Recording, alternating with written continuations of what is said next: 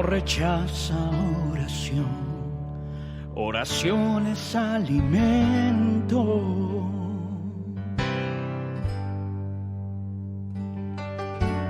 Nunca vi un justo sin respuesta o quedar en sufrimiento.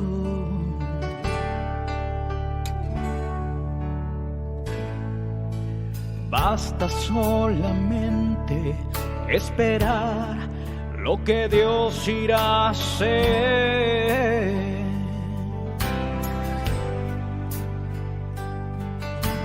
Cuando Él levanta sus manos, es hora de vencer. Oh, alaba, simplemente alaba. Estás llorando, alaba. En la prueba, alaba. Estás sufriendo, alaba. No importa, alaba. Tu alabanza Él escuchará.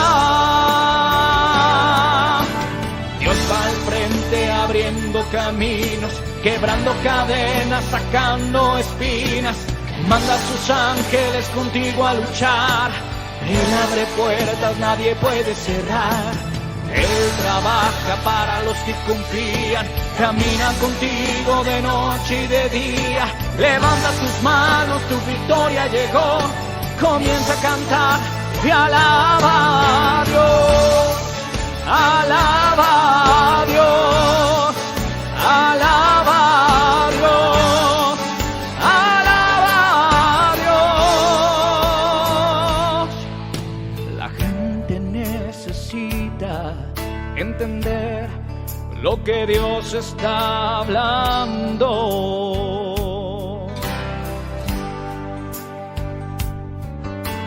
Cuando Él queda en silencio, es porque está trabajando.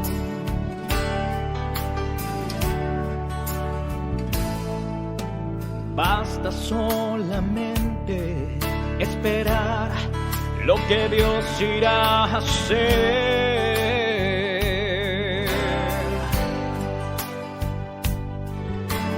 Cuando Él extiende sus manos, es hora de vencer.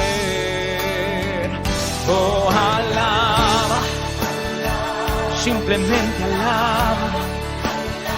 Estás llorando, alaba. En la prueba, alaba. Estás sufriendo, alaba. No importa, alaba.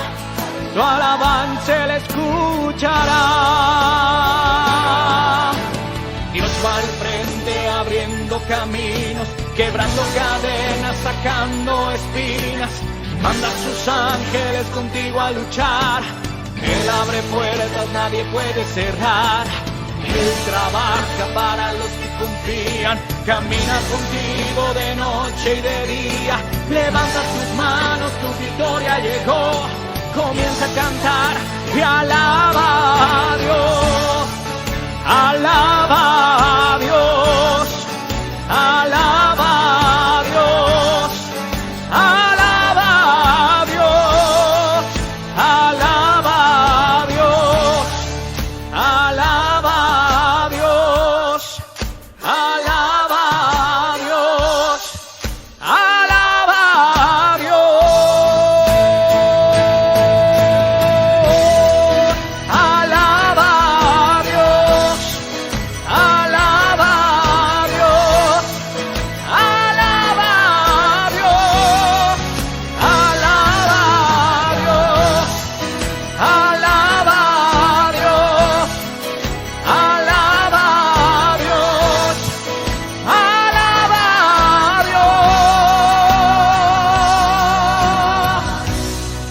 Alaba a Dios.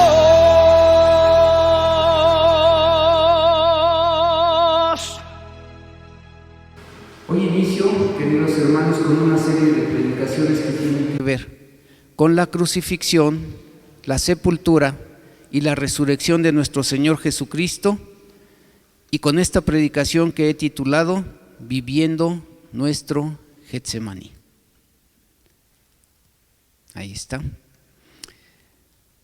Quisiera hacerte una pregunta. Seguramente tú te recuerdas, especialmente los que son así como de mi calibre, de mi edad, que hace algunos años había un programa en la televisión que cuando yo era niño era uno de mis favoritos. Se llamaba El Túnel del Tiempo, en donde la gente podía entrar en ese túnel y era transferida a otra época.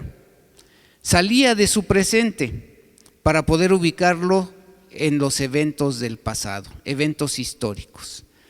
¿Qué pasaría si a ti te preguntaran en cuál de los eventos del pasado te gustaría estar? ¿Qué responderías? Tal vez a un historiador le gustaría haber podido estar en la firma del Tratado de Paz de la Segunda Guerra Mundial, o a un deportista haber podido estar en una olimpiada que marcó la historia. O tal vez algunos más podrían decir, pues a mí me hubiera encantado el poder estar ahí en ese primer viaje a la luna y poder haber puesto mis pies ahí en la luna, ¿no? O haber estado también, a lo mejor algún otro quería una experiencia más fuerte y dijo, no, a mí me hubiera gustado estar en el Arca de Noé, dentro de ese zoológico en donde todos los animales estaban bien amaestrados, y poder estar ahí viviendo una experiencia inolvidable. O a lo mejor algún joven diría, no, a mí me hubiera gustado estar ahí con David cuando mató a Goliat para ver cómo le hizo. O tal vez yo también he pensado profundamente, ¿qué pasaría si hubiéramos estado ahí en las bodas de Caná, pudiendo disfrutar de una copa del agua que el Señor convirtió en vino? Pero a un creyente le mueven más los acontecimientos que señala la Biblia.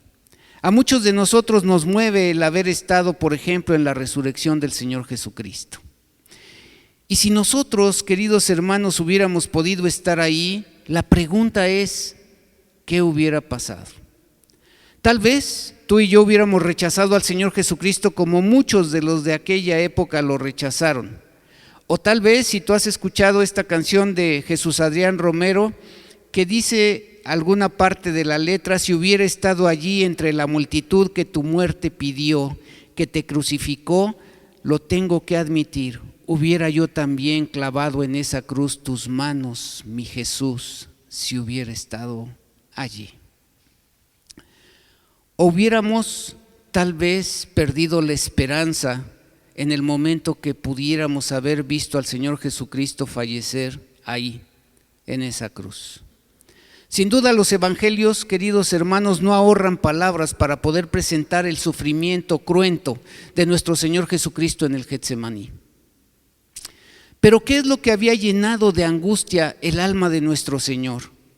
Porque podríamos pensar que muchos de los seguidores del Señor Jesucristo enfrentaron la muerte con esa paz y esa tranquilidad que muchos de nosotros no podemos explicar y que tal vez pudiéramos envidiar, como por ejemplo Esteban, el primer mártir de la iglesia cristiana, en donde este hombre, en el momento de ser apedreado, simplemente dice la palabra de Dios que vio los cielos abiertos y le dijo al Padre Celestial, no les tomes en cuenta sus pecados. ¿Acaso la pregunta es que si Esteban tenía más fe que el Señor Jesucristo? Por supuesto que la respuesta es no. La diferencia es que el Señor Jesús estaba a punto de experimentar algo que ninguno de sus seguidores había podido haber experimentado ni experimentaría jamás. Veamos primero el Evangelio de Juan en el capítulo 18. Y vamos a tratar de analizar este escrito para podernos dar cuenta que Juan fue el último que escribió los evangelios. Así que si usted analiza un poquito la historia acerca del Evangelio de Juan, podrá darse cuenta de que los estudiosos dicen que se escribió aproximadamente unos 70 años después de que el Señor Jesucristo muriera en la cruz del Calvario. Y podemos ver también que a lo mejor Juan necesitó esos 70 años para poder meditar en exactamente qué era lo que iba a escribir acerca de su evangelio. Pero en este caso, en el capítulo 18, 1, 2, lo describe de la siguiente forma. Dice su palabra: y habiendo dicho Jesús estas cosas, salió con sus discípulos al otro lado del torrente de Cedrón, donde había un huerto, en el cual entró con sus discípulos, y también Judas, el que le entregaba, conocía aquel lugar, porque muchas veces Jesús se había reunido allí con sus discípulos.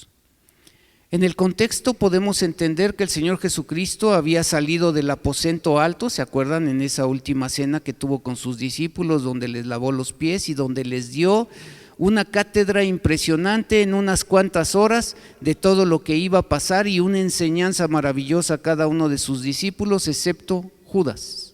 Ese hombre que con el momento que lo besa le dice: ve y haz pronto lo que tengas que hacer. Y finalmente Judas fue y le entregó por unas cuantas monedas de plata. Así que Jesús estaba en el aposento alto, donde ya Judas se había marchado. Dice la palabra que solo estaban ahí sus 11 discípulos, se habían quedado con él, habían cantado un himno y salieron a ese lugar, del otro lado del torrente de Cedrón, llamado Getsemaní. Y sabe, esta palabra Getsemaní es interesante porque dice que en el hebreo antiguo significa aceite por presión o prensa de aceite. Sin duda que metafóricamente hablando, Getsemaní sería un lugar en donde nuestro Señor Jesucristo sería oprimido para poder sacar su contenido, su esencia, esto es, su preciosa sangre, la cual nos redimió a ti y a mí. Jesús había estado en ese lugar varias ocasiones porque era un lugar apartado, un lugar ideal para poder orar. Pero mire qué curioso, ¿no? Era un jardín. Y podríamos decir que también muchos años antes, en un mismo jardín, el jardín del Edén, se estaría escribiendo la caída del ser humano, cuando Adán y Eva pecaron en ese jardín. Y ahora nuevamente otro jardín, el jardín de Getsemaní, un jardín en donde habría restauración. Dice la palabra de Dios: el primer Adán en el Edén, el postrer Adán en Getsemaní.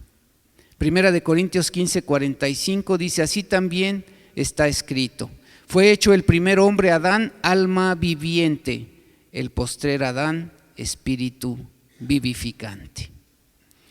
Y en el versículo 22 dice: porque así como en Adán todos mueren, también en Cristo todos serán vivificados. Esa es una esperanza maravillosa para ti y para mí. Así que sí, son dos jardines en los cuales se presentan dos Adanes. El primero, el de la caída, el que nos heredó el pecado. Y después en el otro, en Getsemaní, donde este espíritu vivificante, el del Señor Jesucristo, el que puso en ti y en mí, nos ha dado la salvación y la vida eterna. Pero ahora déjeme compartirte en Marcos cómo fue que Marcos, ¿verdad?, el que escribió el primer evangelio, lo describe de la siguiente forma. Quiero decirte, yo no sé si tú lo sepas, pero Marcos no fue un apóstol del Señor Jesucristo. A lo mejor para algunos de ustedes esto es una novedad. Marcos no estuvo con el Señor Jesucristo. Él recibió la información de Pedro. ¿Por qué? Porque estuvo muy de cerca con Pedro, pero Marcos, también llamado Juan Marcos, era sobrino de Bernabé. Ese Juan Marcos, el cual en un momento determinado, cuando iban en viaje misionero Bernabé, Juan Marcos y Pablo, él rechaza el poder asistir a ese viaje misionero y entonces Pablo se enoja. Y después, en la segunda vez, cuando Bernabé quería llevar a Juan Marcos, Pablo se enoja con Bernabé, se pelean y entonces se separan. Y Bernabé se va con Juan Marcos, este que escribió este evangelio, y después Pablo se va con Apolos. Así que cada uno de ellos tomó para rumbos diferentes para seguir haciendo la misión, pero quiero decirte que sucedió algo interesante. A lo largo del tiempo, cuando se vuelve nuevamente Pablo a reunir con Juan Marcos, finalmente le dice a Bernabé que es un hombre que es útil y que es útil precisamente para la misión de Dios. Así que déjenme leerles lo que escribió Marcos en el capítulo 14, versículo del 32 al 37. Ahí lo tiene en la pantalla, espero que lo pueda leer bien, y si no, acompáñeme con su Biblia. Marcos 14, del 32 al 37, dice así: vinieron pues a un lugar que se llama Getsemaní, y dijo a sus discípulos: sentaos aquí, entre tanto que yo oro. Y tomó consigo a Pedro, a Jacobo y a Juan, y comenzó a entristecerse y a angustiarse, y les dijo: mi alma está muy triste hasta la muerte, quedaos aquí y velad. Yéndose un poco adelante, se postró en tierra y oró que si fuese posible pasase de él aquella hora. Y decía: Abba, Padre, todas las cosas son posibles para ti. Aparta de mí esta copa, mas no lo que yo quiero, sino lo que tú. Vino luego y los halló durmiendo, y dijo a Pedro: Simón, ¿duermes? ¿No has podido velar una hora? Así que, como pueden ustedes observar en este pasaje, hay algunos datos interesantes. El primero de ellos es que el Señor Jesucristo toma a 3 de sus discípulos, su círculo predilecto, Pedro, Jacobo y Juan. Pero dice que finalmente junto con ellos, él dice que se entristece hasta la muerte. ¿Por qué? O sea, ¿por qué esa angustia del Señor Jesucristo? Bueno, porque Él no solamente era hombre, también era Dios. Y Él pudo haber vislumbrado precisamente el cruento sacrificio al que iba a estar expuesto en unas cuantas horas. Así que le dice a su padre, y le habla con un cariño muy especial, porque le dice Abba, Padre, que quiere decir papito lindo. Sí, todas las cosas son posibles para ti. Aparta de mí esta copa. Y saben, hermanos, esta palabra, la copa, es una metáfora de la ira de Dios. O sea, finalmente lo que el Señor Jesucristo estaba diciendo: por favor, no me hagas beber este trago tan amargo. Aparta de mí esta copa, no quiero ir a la cruz del Calvario. Pero también hubo algo que el Señor Jesucristo dijo: pero no sea como yo, sino como tú. Y sin duda que la copa es de verdad algo que nosotros tenemos que entender, lo menciona en varias ocasiones la Biblia, que simboliza precisamente la ira de Dios. ¿Por qué la ira de Dios? Porque Dios había cargado el pecado de todos nosotros en el Señor Jesucristo, y la paga del pecado es muerte. Así que Él estaba pagando por lo que tú y yo hicimos. Por esa razón es que Él sabía lo que iba a sufrir en esa cruz del Calvario, y le decía: Padre, si es posible, aparta de mí esta copa. En Jeremías 25:15 dice: porque así me dijo Jehová, Dios de Israel: toma de mi mano la copa de vino de este furor. Ahí está la ira de Dios. Dice: toma de mi mano la copa de vino de este furor y da a beber de él a todas las naciones a las cuales yo te envío. Ciertamente que es metafórico, pero simbolizaba realmente la ira de Dios en contra de un pueblo idólatra, en contra de un pueblo que no le reconocía a Él, cuando el Señor les dijo desde el principio que Él era un Dios celoso. Y el primer mandato es que no se hicieran imagen de nada de lo que estaba arriba ni abajo en la tierra, que no se postraran delante de ninguna imagen. Y el pueblo de Israel cayó en pecado. Así que el huerto de Getsemaní era uno de los pocos lugares donde el Señor Jesucristo podía estar solo, alejado de la multitud, en un tiempo de quietud, de comunión delante de su Padre. Ninguna noche de comunión era tan significativa como esa noche en particular. Ahora vamos al otro evangelio, al de Lucas.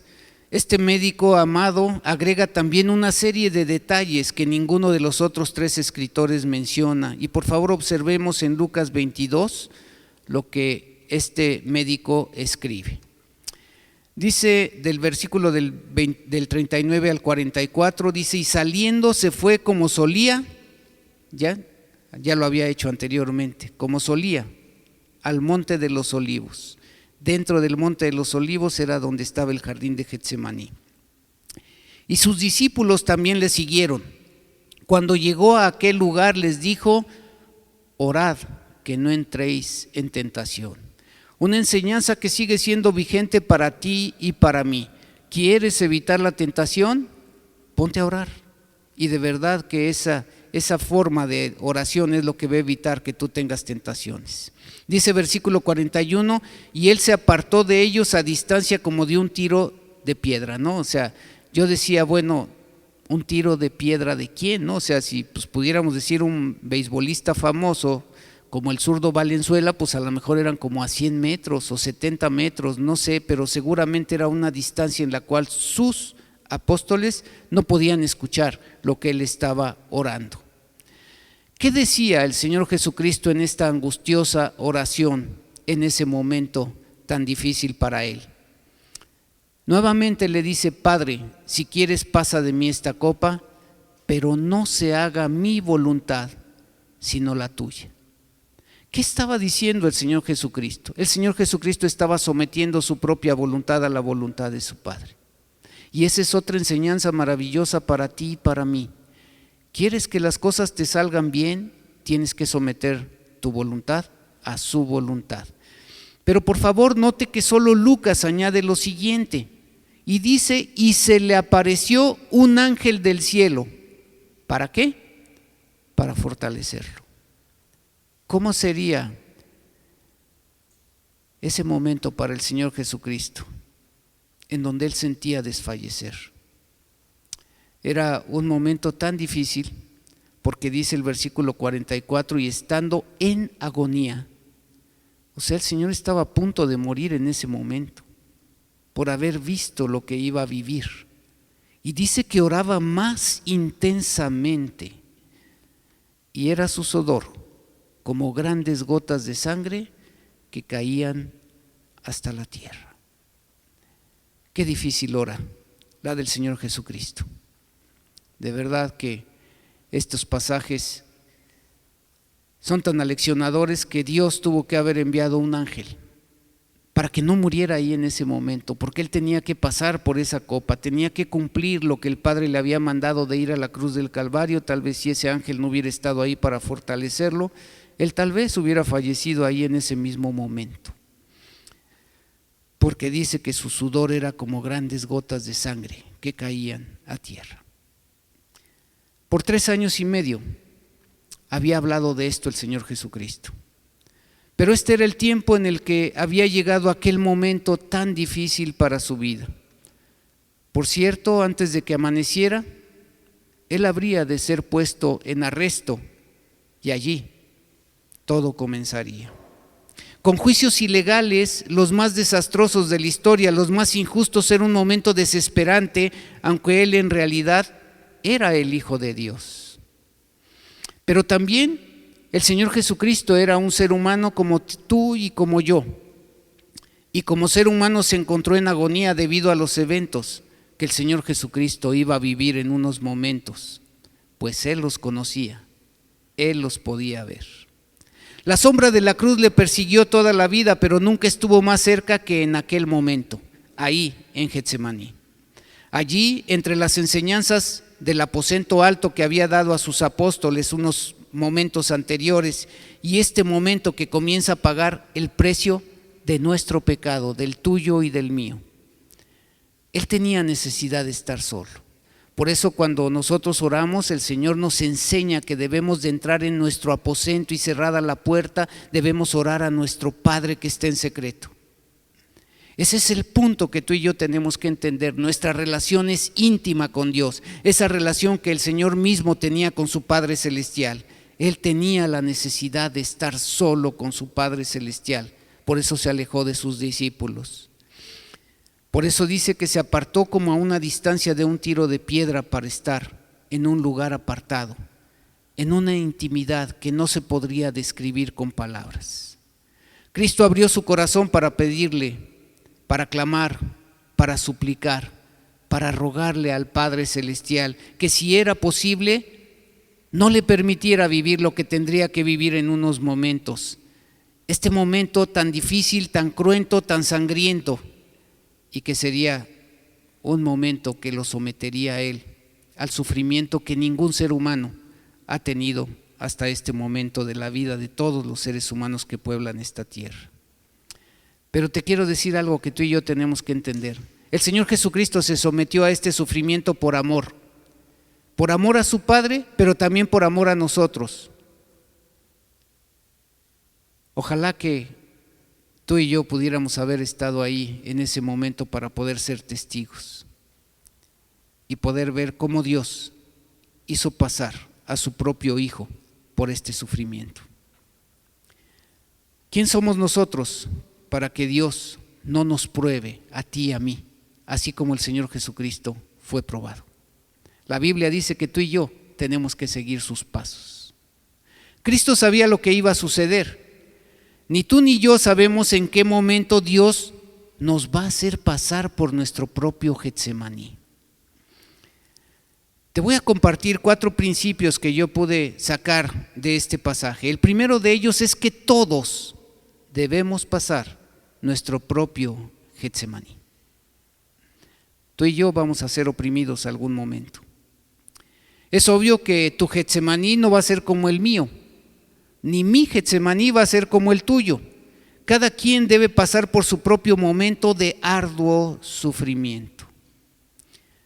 Sus caminos, su escenario, sus circunstancias son todas distintas. Para algunos puede ser la pérdida de un familiar cercano, ahora que hemos visto tanta muerte con esta pandemia. Para otros puede ser la enfermedad permanente, tal vez de un hijo o tal vez de un cónyuge. Para otros puede ser la muerte de un sueño. Para otros la horrible experiencia del rompimiento de una relación matrimonial y vivir en una sensación de soledad y angustia por el resto de sus vidas. Para otros puede ser la tortura de vivir con padres que abusaron de sus hijos. Para otros puede ser el rechazo de su pareja que se paró un día para poderle decir: me voy con otra persona. Y tal vez usted sintió ese tremendo rechazo. Para otros puede ser haber cometido un pecado, un error y terminar encarcelado y estar allí por muchos años, privado de su libertad. Para otros puede ser el perder muchos amigos porque alguien levantó una calumnia y todos la creyeron y nadie se puso a investigar cuál era la verdad. Para los jóvenes puede ser el terrible dolor de la pérdida de la virginidad o tal vez de una violación. Pero usted, en su propio Getsemaní, va a entender lo que el Señor Jesucristo está haciendo. Cuando el Señor entró en ese lugar, Él tenía la esperanza de que su Padre cambiara sus circunstancias, pues el Señor oró genuinamente. Pero cuando la turba entró, Él sabía que todo tenía que seguir el rumbo que el Padre le había marcado. Así que todos tendremos nuestro propio Getsemaní, todos estaremos donde se presionan las aceitunas, siendo nosotros, tú y yo, una de esas aceitunas para poder extraer lo mejor de nosotros. Ninguno de nosotros podrá evitar su Getsemaní, aunque sude gotas de sangre. Segundo principio. En su Getsemaní usted debe sufrir su propia angustia. Ninguno de sus discípulos pudo sufrir el Getsemaní de Cristo. De hecho, cuando el Señor Jesucristo los fue a buscar, los halló durmiendo. En Lucas 22:40 dice: cuando llegó a aquel lugar les dijo: orad, que no entréis en tentación. Y el versículo 45 dice: cuando se levantó de la oración y vino a sus discípulos, los halló durmiendo a causa de la tristeza. Y les dijo: ¿por qué dormís? Levantaos y orad, para que no entréis en tentación. Cuando el Señor Jesucristo repite varias veces alguna frase, algún mandato, debe de ser una enseñanza profunda para ti, para mí. ¿Estás pasando por alguna tentación? Necesitas orar. Necesitas derramar tu corazón delante del Padre, para que el Padre realmente te diga exactamente de qué manera puedes seguir adelante en tu vida, haciendo a un lado esa tentación. Así que mientras somos oprimidos, queridos hermanos, Él va a sacar lo mejor de nosotros. Y tal vez muchos de nosotros no hemos logrado entender, pero Él ha enviado a un ángel para que te fortalezca. A muchos de nosotros el Señor ha enviado a alguna persona que nos ha consolado y que nos ha ayudado a poder seguir adelante. Tercer principio. En medio de la angustia debemos ceder nuestra voluntad. En medio de la angustia. ¿Qué tenemos que hacer? Poderle decir al Padre, pero no se haga mi voluntad, sino la tuya. Por eso es que hay una lucha de voluntades, la tuya y la voluntad de Dios. Nosotros quisiéramos que se impusiera nuestra propia voluntad para que hicieran las cosas como nosotros las queremos. Pero se vale también poderle decir al Padre, Padre, si es posible, pasa de mí esta copa, pero no se haga como yo quiero, sino como tú. Así que en medio de la angustia, queridos hermanos, debemos aprender a ceder nuestra voluntad a la voluntad de Dios. Y último principio, enseñanza que podemos obtener de este pasaje: cuando aceptamos la voluntad de Dios en nuestras vidas, estamos listos para poder enfrentar nuestro propio Calvario. Dios te va a preparar en el jardín de Getsemaní para que aprendas obediencia y para que estés listo para poder tomar tu cruz. Podemos llegar a los pies de la cruz y poder enfrentar nuestro propio Calvario. La Biblia nos dice en Lucas 9:23, si alguno, decía el Señor Jesucristo a sus discípulos, quiere venir en pos de mí, tiene que hacer algo: negarse a sí mismo, tomar su cruz cada día y seguirle. Es un proceso negarse a sí mismo, es parte de nuestro Getsemaní. Tomar nuestra cruz cada día es nuestro Calvario. A veces es nuestra voluntad lo que nos ha llevado a donde estamos. Por eso cada quien tiene que vivir su propio Getsemaní.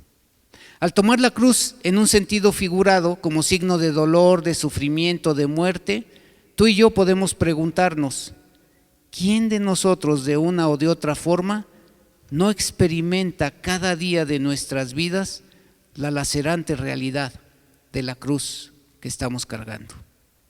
La cruz no es algo extraño para la vida de todo hombre y mujer, de cualquier edad, de cualquier pueblo, de cualquier condición social. Toda persona de diferentes modos se encuentra la cruz en su camino, es tocada y hasta en cierto modo es marcada profundamente por esa cruz que ha tomado.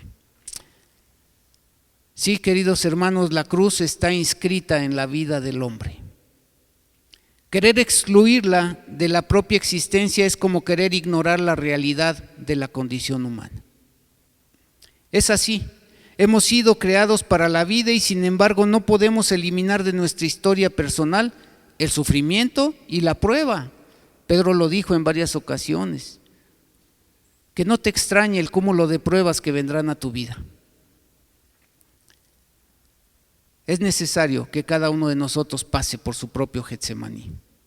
Al mirarnos y mirar nuestro alrededor, descubrimos que toda existencia humana tiene algún pequeño sello de sufrimiento. No hay nadie, queridos hermanos, que no sufra. Pero vemos también cómo sin Cristo es peor. Sin Cristo todo sufrimiento carece de sentido. Es estéril, es un sufrimiento absurdo. Es un sufrimiento que para muchas personas es aplastante, los hunde en la amargura, endurece su corazón y los transforma, pero para mal, no para bien. El Señor, lejos de liberarnos de la cruz, la ha cargado sobre sí, haciendo de ella un lugar de redención de la humanidad, uniendo y reconciliando en ella por su preciosa sangre lo que el pecado había dividido, a Dios y al hombre. Él mismo en la cruz cambió la maldición en bendición y cambió la muerte en vida. Resucitado el Señor Jesucristo transformó la cruz de árbol de muerte a árbol de vida. ¿Quién sabe abrazarse de esa cruz maravillosa? Experimenta cómo su propio sufrimiento, sin desaparecer, adquiere sentido, se transforma en un dolor que salva. Y se convierte también en fuente de innumerables bendiciones para sí mismo, pero cuando tú eres bendecido, también bendices a las personas que te rodean. Es importante poder entender esta mañana que no hay cristianismo sin cruz, porque con Cristo la cruz es el camino de la luz, ese camino que Él nos dijo que tú y yo seríamos la luz del mundo, es decir, a la plena comunión y participación de la gloria de nuestro Señor. Concluyo diciendo que para el Señor Jesús, su gran consuelo era la oración. Siempre, continuamente, el Señor Jesucristo se apartaba a orar. La palabra de Dios dice que muy de mañana el Señor Jesucristo estaba orando continuamente. Pero había algo muy importante que tú y yo tenemos que aprender de Él. Él sometía su voluntad a la voluntad divina de su Padre. Pues cuando Él colocó su propia voluntad a los pies de su Padre, la debilidad de su carne ya no se quejó más, porque Él había sometido su voluntad a la voluntad de su Padre, sino que en un dulce silencio, en una dulce paz, como una oveja ante aquellos trasquiladores, contuvo su alma en paciencia y en descanso, para poder obedecer e ir a la cruz del Calvario. El Señor Jesucristo llegó a la turba y les dijo: ¿a quién buscan? A Jesús. Dijo: yo soy. Y Él dijo: aquí estoy, déjenlos a ellos que se vayan, al que buscan es a mí. Imitemos a nuestro Señor, clamemos al Padre y aprendamos a someter nuestra voluntad a la voluntad de Él. Querido hermano, yo creo que hoy, esta mañana, debemos cada uno de nosotros aprender a tomar nuestra cruz y seguir al Señor. Que Dios bendiga esta palabra en tu corazón. Vamos a inclinar nuestro rostro y oremos. En unos días estaremos celebrando la Semana Santa, así que empieza a preparar tu corazón para poder entender la enseñanza maravillosa que esto representa. Bendito Padre Celestial, Señor, alabamos y glorificamos tu nombre en esta hermosa mañana que nos has regalado. Gracias por tu palabra, Señor, gracias porque nos anima a poder seguir adelante, porque a pesar del sufrimiento, Señor, podemos entender que tú siempre estás con nosotros, que a veces tú envías un ángel para que nos fortalezca. Hoy hemos entendido, Padre bendito, que todos debemos pasar por nuestro propio Getsemaní. Ninguno de nosotros está exento de poder pasar por el sufrimiento. Cada uno de nosotros, Padre, debemos de poder vivir y sufrir nuestra propia angustia. Así que, Padre, en esta mañana entendemos que en medio de la angustia debemos de ceder nuestra voluntad a tu preciosa voluntad, porque tu voluntad es buena, es agradable y es perfecta. Y cuando aceptamos tu voluntad en nuestras vidas, estamos listos, Padre bendito, para poder enfrentar cualquier calvario que pudiera venir. Así que te damos gracias, Padre, por la vida de cada uno de mis hermanos. Aquí están en este momento, Señor. Quizá alguno de ellos esté pasando en este momento por un Getsemaní. Quizá alguno de mis hermanos esté sufriendo por alguna situación. Pero yo quiero encomendar a cada hombre y cada mujer que ha escuchado esta palabra, Señor, para que ellos, Padre, puedan aprender a someter su voluntad a tu voluntad, y que tú, Padre bendito, nos puedas dar la fortaleza y el consuelo que necesitamos para poder seguir adelante y poder sufrir nuestro propio calvario, sabiendo, Padre, que contigo lo tenemos todo, pero sin ti no tenemos nada. Así que te damos gracias por tu palabra. permite que esta palabra transforme nuestras vidas. Porque Padre, te lo pedimos en el bendito nombre de nuestro Señor Jesucristo, el que se dio por nosotros en la cruz del Calvario para que nosotros pudiéramos tener el Espíritu Santo tuyo en nosotros, Señor, y pudiéramos ser estos hombres y mujeres vivificados por ti, Padre bendito, por el sacrificio que Cristo hizo en la cruz del Calvario. Gracias te damos por tu palabra, en el nombre precioso de Jesús. Amén.